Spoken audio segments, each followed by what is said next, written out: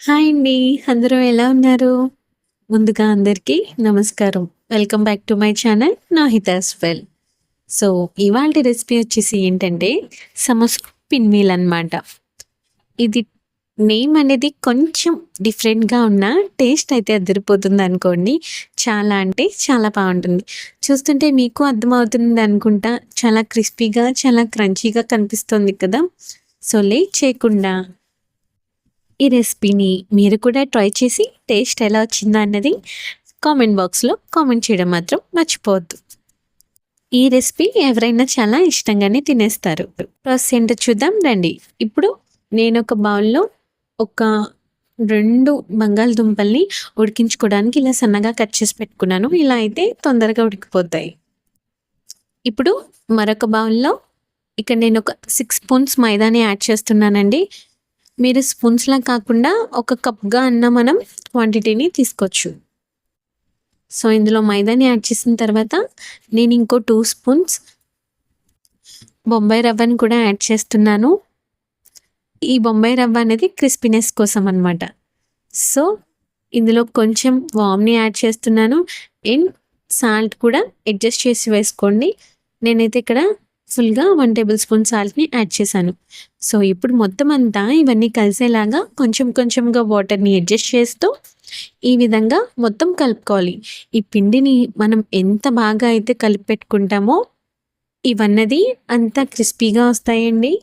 And చాలా అంటే చాలా క్రంచీగా కూడా ఉంటాయి. ఇక్కడ నేను ఈ పిండిలోకి ఒక 2 టేబుల్ స్పూన్స్ ఆయిల్‌ని యాడ్ చేస్తున్నానండి. ఆయిల్‌ని యాడ్ చేయడం వల్ల ఏమవుతుందంటే చాలా క్రిస్పీనెస్ వస్తుందనమాట.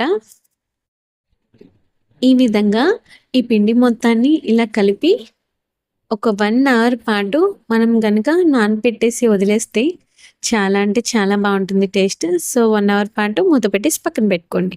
ఇప్పుడు ఇంకొక బౌల్‌లో ఒక 2 టేబుల్ స్పూన్స్ మైదాని యాడ్ చేస్తున్నాను.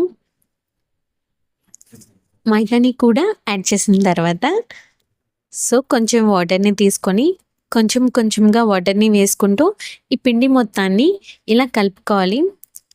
ఎక్కడ ఉండలనేవి లేకుండా చాలా జారుగా ఉండేలాగా మనం ఈ పిండిని అనేది కలుపుకోవాలి.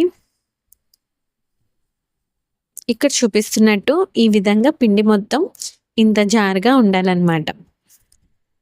సో, ఇప్పుడు ఇంకొక బౌల్‌లో ఏదైతే మనం పొటాటోస్‌ని బాగా ఉడికించి పీల్ ఆఫ్ చేసేసి ఇట్లా మ్యాష్ చేసి తీసుకున్నామో దాన్ని యాడ్ చేస్తున్నాను. ఇందులో కొంచెం ధనియా పౌడర్, హాఫ్ టేబుల్ స్పూన్ కారం, ఇంకా 1 టేబుల్ స్పూన్ అల్లం వెల్లుల్లి పేస్ట్, చాప్ చేసుకున్న హాఫ్ కప్ కొత్తిమీర, టేస్ట్‌కి తగ్గట్టు సాల్ట్‌ని కూడా యాడ్ చేస్తున్నాను. నేనైతే ఇక్కడ 1 టేబుల్ స్పూన్ సాల్ట్‌ని యాడ్ చేస్తున్నాను. మీరైతే మీ టేస్ట్ తగ్గట్టు యాడ్ చేసుకోండి. అండ్ ఫైనల్‌గా 1 టేబుల్ స్పూన్ గరం మసాలాను కూడా నేను ఇక్కడ యాడ్ చేస్తున్నాను.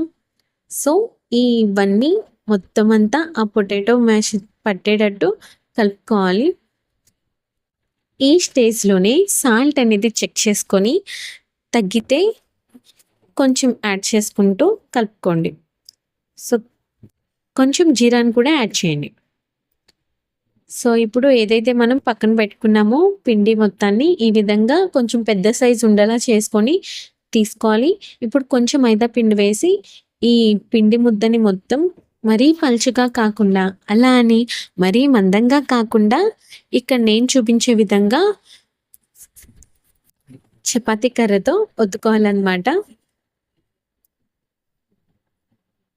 చూస్తున్నారు కదా! ఈ విధంగా అన్ని సైడ్స్ ఈక్వల్‌గా వచ్చేలాగా, రౌండ్‌గా వచ్చేలాగా చపాతీ కర్రతో మనం ఒత్తుకోవాలి. ఆల్రెడీ మనం స్టఫ్‌ని పక్కన ప్రిపేర్ చేసి పెట్టుకున్నాం కదా! ఇప్పుడు ఆ స్టఫ్‌ని మొత్తం అంతా ఈవెన్‌గా అప్లై చేయాలన్నమాట. ఇలా కొంచెం కొంచెంగా తీసుకొని చేత్తో ఒత్తుకుంటూ అప్లై చేసుకోవాలి. సైడ్స్ అంతా అనేది అప్లై చేసినా పర్లేదు, చేయకపోయినా పర్లేదు. ఎందుకంటే అదంతా ఫోల్డింగ్‌లోకి వెళ్ళిపోతుంది కాబట్టి. సో, ఈ విధంగా మొత్తం అంతా ఇలాగా రోల్‌లా చేసుకోవాలి. సో, ఇప్పుడు ఇలా రోల్ చేసుకున్న పిండిని మొత్తం 4-5 పీసెస్ వచ్చేలాగా కట్ చేసుకొని ఇలాగే చేత్తో కొంచెం కొంచెంగా ఒత్తుకోవాలి. చేత్తో ఒత్తుతున్నప్పుడు ఎక్కడైనా మీకు స్టఫ్ అనేది బయటకొచ్చేసేలా ఉంటే మాత్రం కొంచెం చూసుకొని జాగ్రత్తగా ఒత్తుకొని పక్కన పెట్టుకోండి. సో, మిగతా పిండిని కూడా అలాగే రోల్‌లా చేసి కట్ చేసుకొని ఒత్తుకొని పక్కకు తీసుకోండి.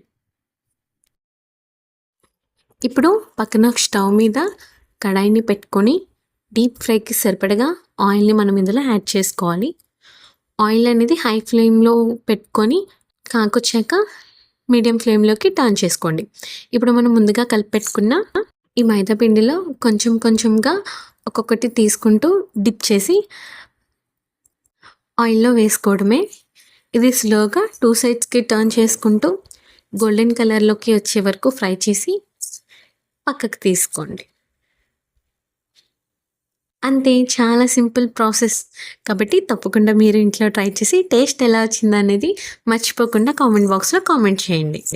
ఎంతో క్రిస్పీగా, ఎంతో టేస్టీగా ఉండే ఈ స్నాక్స్‌ని మీ పిల్లలకి కూడా పెట్టారంటే చాలా ఇష్టంగా తినేస్తారు. ఇంకా లేట్ చేయకుండా ఈ రెసిపీని మీరు ట్రై చేసి టేస్ట్ చేయండి. ఇలాంటి మరెన్నో వీడియోస్ కోసం నా ఛానల్‌ని సబ్స్క్రైబ్ చేసుకోండి. లైక్ చేసి షేర్ చేయండి. Thank you for watching.